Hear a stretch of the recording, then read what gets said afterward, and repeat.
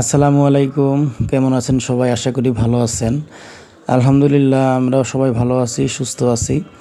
তো এই ভিডিওটা কিন্তু এখনকার না, বেশ কিছুদিন আগে আমি যখন ভোলা গিয়েছিলাম শ্বশুরবাড়িতে। তো আমি দীর্ঘদিন ছিলাম, এবার অনেক দিন ছিলাম শ্বশুরবাড়িতে, অনেক ভালো লাগছে। আর ভোলা আমার অনেক পছন্দের একটা জেলা, দ্বীপ জেলা, বাংলাদেশের একমাত্র দ্বীপ জেলা ভোলা। চমৎকার সুন্দর একটা জেলা। তো আপনারা যারা যাননি অবশ্যই যাওয়া উচিত। ভোলাতে অনেক সুন্দর সুন্দর জায়গা আছে দেখার মতো। প্রাকৃতিক সৌন্দর্যের এক অপার সৌন্দর্য হচ্ছে ভোলা। তো যাই হোক, আমি ওই একদিন বিকালে বের হই হাঁটার জন্য, তো আমার চোখে পড়ে এই মাছটা। এটা হচ্ছে আমাদের আঞ্চলিক ভাষায় কার্ফু মাছ বলে। মাছটা খুব হলুদ বর্ণের থাকে। তো স্বাদ খুব একটা বেশি না, তবে দেখতে খুবই সুন্দর। তো দেখার পরেই আমার খুব ভালো লাগছে, তো মাছটা আমি নিয়ে আসলাম। দাম খুব বেশি না। তো মাছটা নিয়ে আসার পর আমার হঠাৎ করে মনে হলো যে এই মাছ আসলে সবাই আবার খেতে চায় না বাসায়।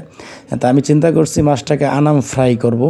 তো যেই চিন্তা সেই কাজ, আমি মাছটাকে নিজেই পুরোপুরি পরিষ্কার করি। পরিষ্কার করার পরে আমি মাছটা মোটামুটি যেভাবে ম্যারিনেট করা লাগে বাসায় যা ছিল তাই দিয়ে ম্যারিনেট করি। এবং আমি চিন্তা করছিলাম যে মাছটা একদমই আনাম ভাজবো, কিন্তু ভাজার যে কড়াই সেটা আসলে মাছটা ধরতেছিল না, আরও বড় কড়াই দরকার ছিল। পরে কিছু করার নাই, মাঝখানে মাছটাকে অর্ধেক করি, অর্ধেক করার পরে ভাজি।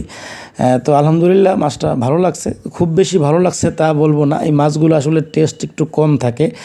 তবে এই যে আনাম মাছটা আনার পরে নিজের হাতে সব প্রসেস করলাম, তারপরে ভাজলাম, এটা আসলে একটা অন্যরকম অনুভূতি, অন্যরকম ভালো লাগা কাজ করে।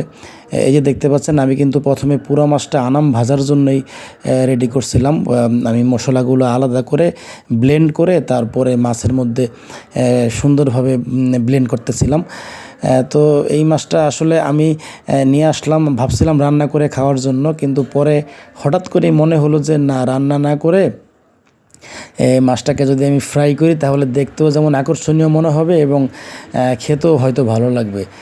তাই আমি এই মাছটাকে আনাম নিয়ে আসছিলাম ভাজার জন্য। কিন্তু যেটা বললাম যে আমি আসলে আনাম ভাজতে পারি নাই, এখানে ঠিক যা স্পেস হচ্ছে না, জায়গা হচ্ছে না, এই কারণে আমি মাছটাকে দুই ভাগে ভাগ করি।